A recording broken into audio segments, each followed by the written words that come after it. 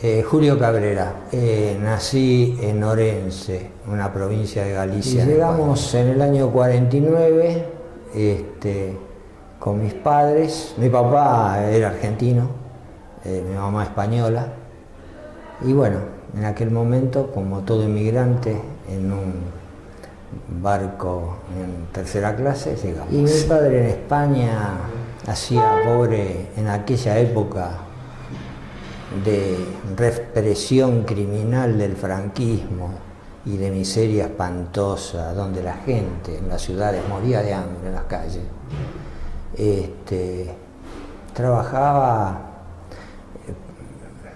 generalmente en el campo, y después este tipo de trabajos de obras que hacía el Estado, como extender la electricidad o cosas así. En un primer momento estuvimos viviendo en una casa acá en Parque Patricios, que vivía una tía de mi papá, después en José León Suárez durante un año, y después nos fuimos a vivir a Lanús Oeste. Bueno, en aquellos años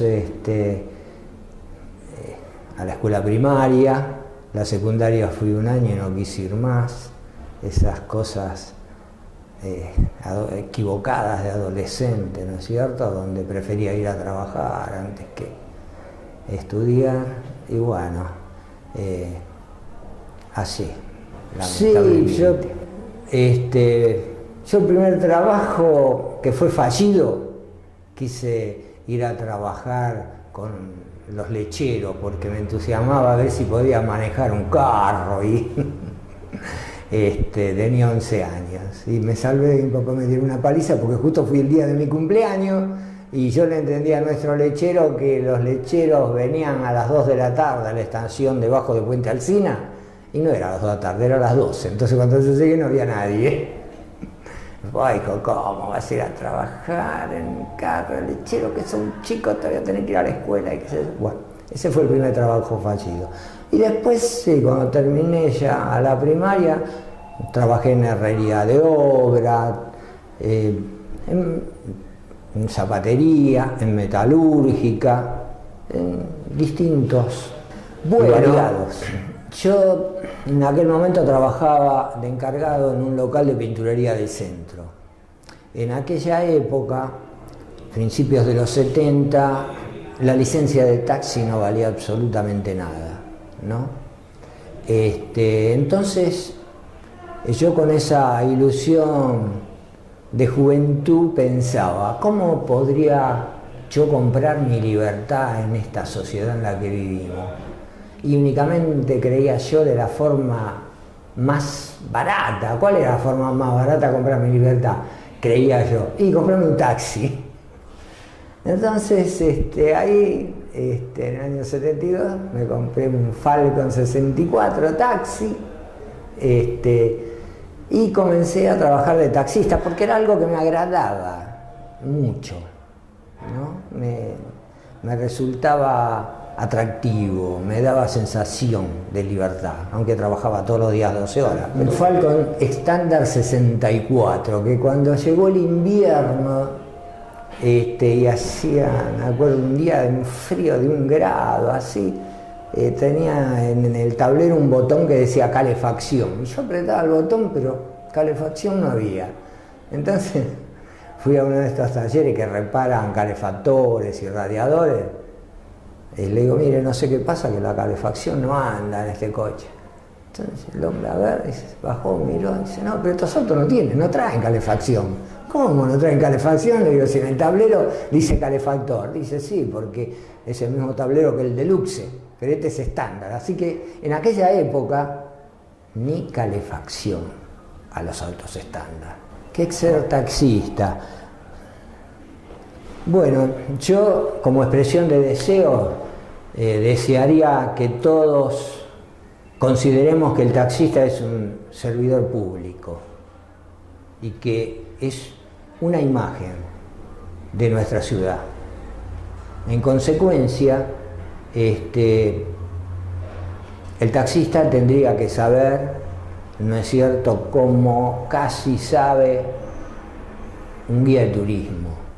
Entonces, cuando tiene la posibilidad de llevar gente que no es de nuestra ciudad, poder explicarle las cosas relevantes de nuestra ciudad o que le llaman la atención y sus orígenes. Yo lo he practicado eso siempre porque me agrada que la gente, si tiene una inquietud, si quiere conocer algo y está a mi alcance podérselo proporcionar, lo hago. Después el Falcon era un año de odisea, ¿no? Vino el Rodrigazo, vino esta dictadura criminal que tuvimos, y plata no había, crédito no había. Los taxistas andaban con lo que podían en su inmensa mayoría, salvo las excepciones que siempre hay, ¿no es cierto? Hasta que justamente el brigadier Cacciatore, que era el intendente de la dictadura, le baja a todos los modelos que tenían más de 10 años, entre ellos el mío, y éramos un grupo de amigos bastante amplio, teníamos un llamado Comité de Lucha 4 de Abril, en conmemoración de que un 4 de abril, pero de allá del 72, Montero Ruiz había querido dar de baja también los taxis con más de 10 años y hicimos toda una movilización gigantesca y se suspendió ese artículo, que era el artículo 13 de la ordenanza. Cacciatore lo puso en vigencia, mano militar, y nos dio de baja a todos los autos. Y bueno, en aquel momento, gracias a créditos que nos proporcionó el banco Credicop, que en aquella época no era Banco Credicop, era Primera Caja Mercantil, los compañeros pudimos renovar hasta por autos usados. Y se lo renové por un 404 usado. Sí. Era lo de aquella época, ¿no? Había que andar con un diésel o nafta, y la nafta le teníamos pánico, ¿no? Porque en la época de Rodríguez llegó a costar más que el whisky importado. Veo como todo es una evolución. Es como nos dijo Darwin, de la evolución de las especies. El taxi también es una evolución. Por lo que me han contado, la palabra taxi deriva del apellido de una familia, digamos, alemana. En aquella época Alemania como tal no existía, sino que eran distintos principados y reinados. Pero una familia puso carruaje de alquiler y esa familia, el apellido era Taxi, ¿no? Y de ahí, me han contado, fue el origen. Y acá, como decíamos, de esta evolución fue el coche de plaza, ¿no? Conocido como Mateo, por el nombre del caballo del famoso sainete de Bacareza. Y comenzó a principios del siglo XX, inclusive ya por una ordenanza de 1910 que se conmemoraba el centenario, entonces se esperaban muchas visitas extranjeras, se obligó a la colocación del reloj taxímetro que se importaba de Francia. Bueno, como siempre, todo el mundo resiste a lo nuevo, lo novedoso, ¿no es cierto? Menos los teléfonos celulares de ahora, pero esas otras cosas sí. Y recién prácticamente se impuso claramente el uso del reloj en 1900. Pero sé que, por ejemplo, tenían muchos de ellos techo de lona para el pasajero, no así para el chofer. El chofer iba a la intemperie, ¿no es cierto? Y bueno, debería haber distintas marcas, algunas quizás desconocidas. Algunas por lo populares, que prácticamente,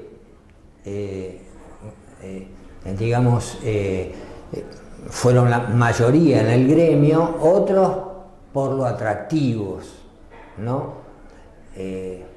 Todo el mundo recuerda al Mercedes-Benz 170 diésel, que se lo llamaba hormiguita negra por el aspecto que tenía. Esos se importaron en época de Perón y se distribuían a través del sindicato de conductores de taxi que lideraba Astorgano, y se los vendía al taxista a un precio más conveniente, pero no estaba tanto al alcance de todos, ¿no? Después otro que era muy famoso era el Chevrolet 51, pero ese ya era un auto de lujo, también quedó. Después el Cian di Tela prácticamente, creo que la mayor producción de Cian di Tela fue a parar a nuestro gremio, ¿no? Posteriormente el Chevrolet y el Falcon, ¿no? El Chevrolet 400 y el Falcon, y después el Peugeot 404, creo que fue el peor que tuvimos, al menos de los que yo conocí era el peor. Después el Peugeot 504, ese fue el mejor, ¿no? Los Peugeot 504 al gremio le dieron un excelente resultado, los repuestos eran muy baratos, un coche muy noble, muy poco tallerista, y prácticamente el gremio en su inmensa mayoría adoptó ese vehículo.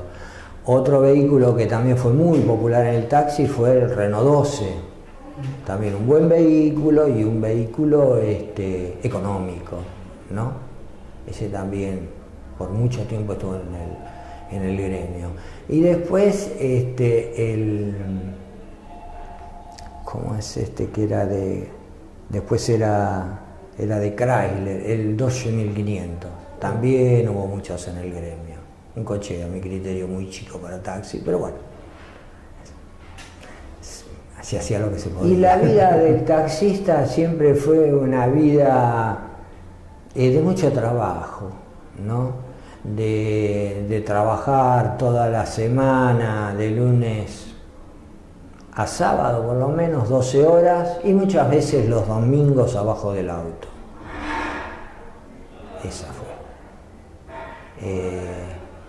Acá en muchas ocasiones no había créditos para renovar los vehículos se envejecían, había que repararlos prácticamente de manera constante, ¿no es cierto? Entonces, lógicamente, para el taxista era una vida sacrificada. El taxista es parte de la sociedad en que vivimos y como tal hay de todo, ¿no? Uno a veces ha encontrado profesionales trabajando de taxistas, desde ingenieros a arquitectos, ¿no?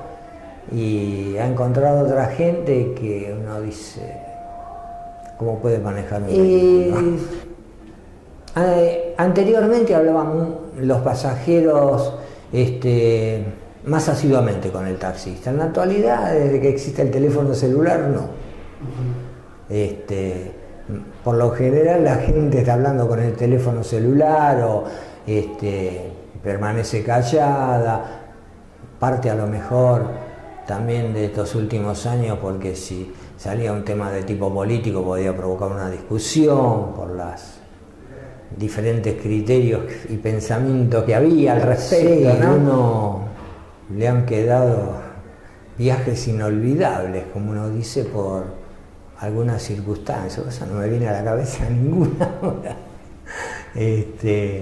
Pero sí, a uno le han quedado, qué sé yo, una tonta, que me acuerdo ahora en este momento, cuando tenía el Falcon, había tomado de pasajera a una señora mayor, la que era la hija de la señora y mamá de un muchacho de unos 20 y pico de años que subió adelante conmigo en el hospital Algerich hasta ahí a caballito, ¿no?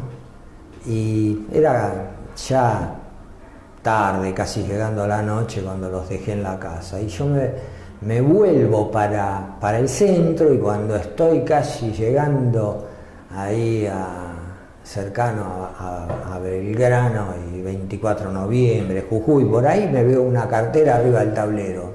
Una cartera negra, el tablero era negro. Este chico la puso arriba de la cartera, arriba del tablero y se olvidó de agarrarla.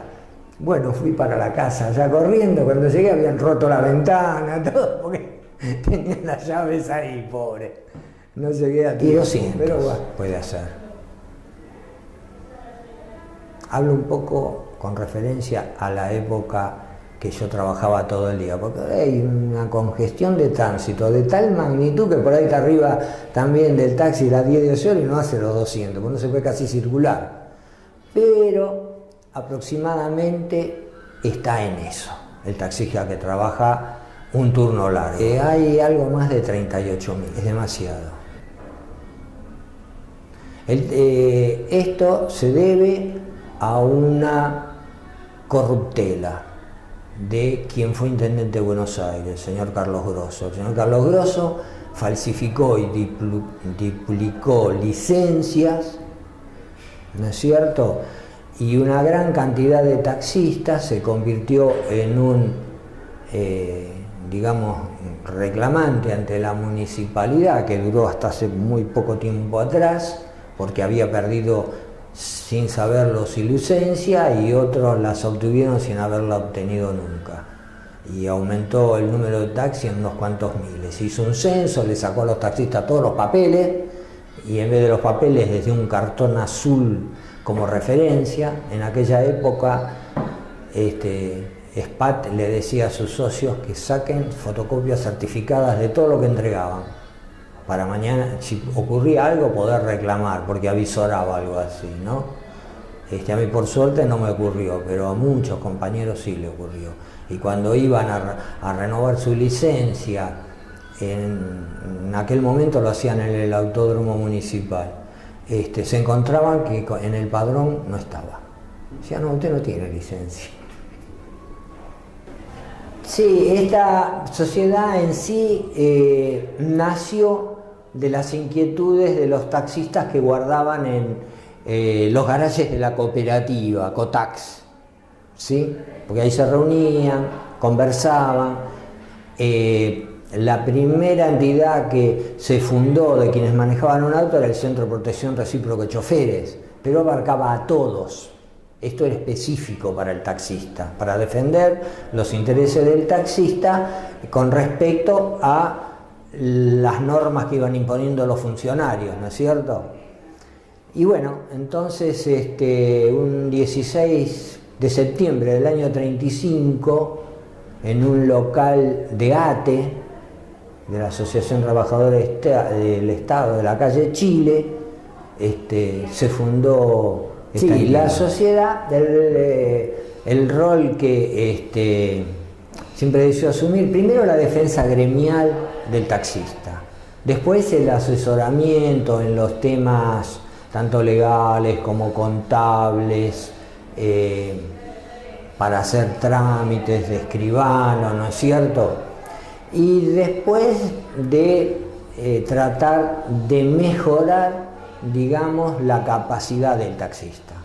En la actualidad, inclusive, tanto nuestra entidad como las otras, en un acuerdo con el gobierno de la Ciudad Autónoma de Buenos Aires, los taxistas, antes de renovar la licencia, tienen que participar de unas clases, ¿no es cierto?, dado por profesores de la Universidad Tecnológica, para acrecentar los conocimientos que tienen sobre la ciudad, sobre las normas de tránsito, una diversidad de cosas, ¿no? Hay que tener un conocimiento sobre los edificios públicos de la ciudad, dónde quedan, hospitales. Después, antes de obtener el registro, hay que sacar un certificado de reincidencia criminal, que es algo que en su momento nosotros acordamos para que se implemente con la gente de la Subsecretaría de Transporte y Tránsito, para que en resguardo de los pasajeros, ¿no es cierto?, de que personas que tuvieran atentados contra las personas no puedan manejar un taxi. Y eso hoy está en plena vigencia, ¿no?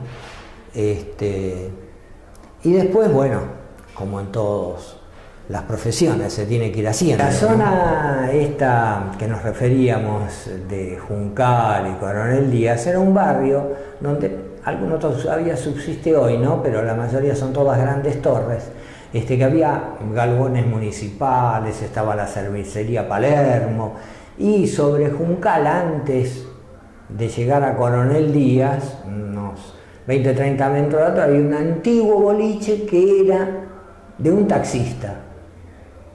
Entonces concurrían muchos taxistas de la década del 60, del 50, que tenían los Hormiguita Negra todavía en aquella época, ¿no es cierto? Que paraban ahí. Y era un lugar que se podía estacionar, se podía parar, porque no andaba nadie, ¿no? Una calle común, hoy es imposible, pero bueno, en aquel momento ocupaba lo que hoy ocupa el shopping.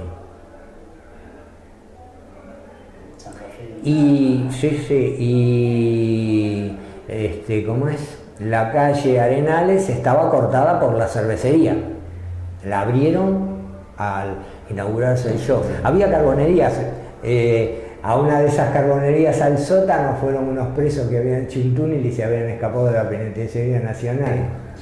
Antiguamente, sí, no ya en los 70, pero antiguamente era una zona baja, donde uno puede ver fotos de lo que era, por ejemplo, hoy Pacífico, cuando pasaba el Maldonado, era un barrial del infierno, que se enterraban los caballos ahí, no se podía casi cruzar, ¿no? La cercanía del río lo hacía que fuera una zona inundable. Bueno, después lo entubaron, después no alcanzó el entubamiento y sabemos las inundaciones que tuvimos, ¿no? Hasta que se hicieron todas estas últimas obras. Y las bodegas de vino del Pacífico eran a los costados de Juan B. Justo, ¿no? También había allá donde está el puente de la avenida San Martín, ahí estaba Guiol, pero después acá estaban todas las otras, Gargantini, todos los vinos de aquella época, ¿no? Una estaba donde hoy está el centro científico, que se inauguró durante el gobierno pasado, bueno, por suerte, porque había quedado abandonada, estaba con ocupas, una calamidad, ¿no? Pero bueno, hoy realmente recuperó una zona prestigiosa, una zona que quedó muy bonita. La zona de la Costanera, bueno, la zona de la Costanera, una de las características era que donde nos llevaban a los que queríamos sacar el registro a dar la prueba de manejo. Estaba donde aproximadamente está la fuente de Lola Mora hoy, una calle adoquinada, me acuerdo en forma de bombé la calle, entonces uno si se tiraba un poco, se le iba el auto, le pegaba al caballete y era el entretenimiento que tenían los inspectores para echarlo, ¿no? Había todo un recorrido que había que hacer ahí interno, donde había una barrera ficticia y uno tenía que parar y mirar hacia los dos lados por si venía un tren que también era ficticio, pero había que hacerlo. Y una serie de detalles, y después ir a dar lo que era la prueba de conocimiento de hospitales, ministerios, secretarías, ¿no es cierto?, para que le aprobaran el poder tener un registro profesional. La Costanera, de lo que yo sé de principios del siglo XX, fue una obra de los conservadores, aunque parezca mentira, para el pueblo, porque era un balneario gratuito, con vestuarios, con confiterías que había alrededor, parque, ¿no es cierto? Después, por distintos motivos, a partir ya de los 70 quedó bastante abandonada. Una porque por la prohibición de bañarse en el río por el agua contaminada, ¿no es cierto? Por suerte, después fue reestructurada, nuevamente se le brindó atención y bueno, hoy la Costanera es un lindo paseo. Mire, los que yo conocí de la vieja época, cuando yo empecé, que no querían a los nuevos, ya. Pero era de la gente que venía del taxi de los años 40 y 50, todavía, en aquel tiempo muchos, ¿no? Y no solo las calles conocían, que para mí también es un misterio, pero no las calles, sino el hecho de que conocían hasta por dónde iban los colectivos. Entonces decían, mire, tengo que tomar un colectivo de tal lado a tal lado, ¿cuál puedo tomar? Ah, ahí tenés que tomar este. Yo toda la vida miré los colectivos para tenerlos lejos, ¿no? Estos sabían los colectivos que pasaban por los distintos lugares. Eso siempre me llamó la atención. Y de calles, ni que hablar. Porque en aquella época el taxista tenía que saber, porque el pasajero no sabía. En cambio, ya en la época que yo comencé, el pasajero sabía.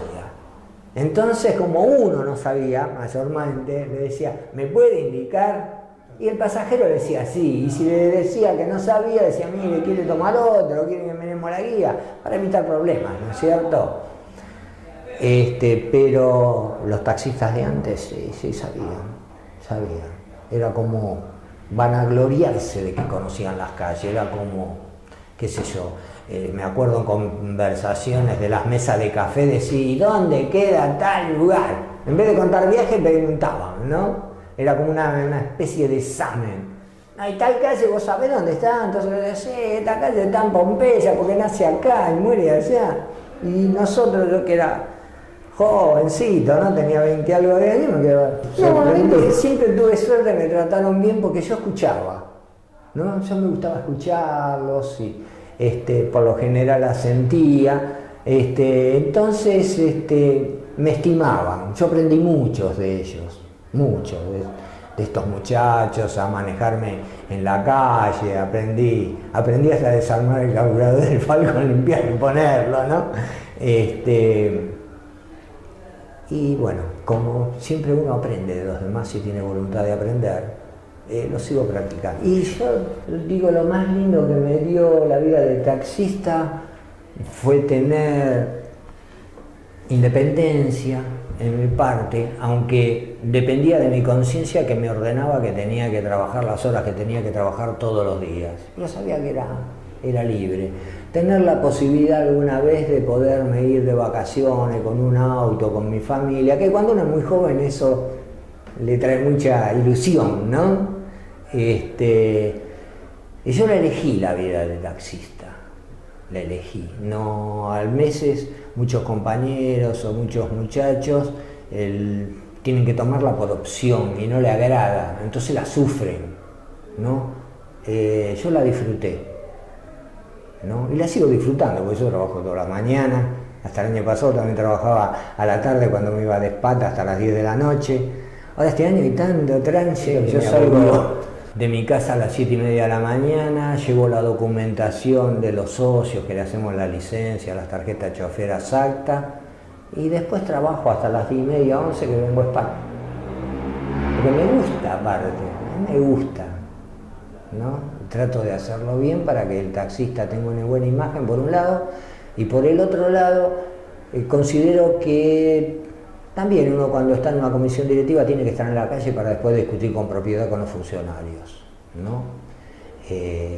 Y bueno, yo si algo he logrado también me satisface porque lo disfruto también yo, ¿no? Cuando he logrado una conquista junto con mis compañeros para el gremio, y bueno, yo también me beneficié, ¿no? Entonces internamente me dijo, qué suerte que logramos hacer esta, ¿no? Que conseguimos esto, otro, bueno, porque nos beneficiamos mutuamente.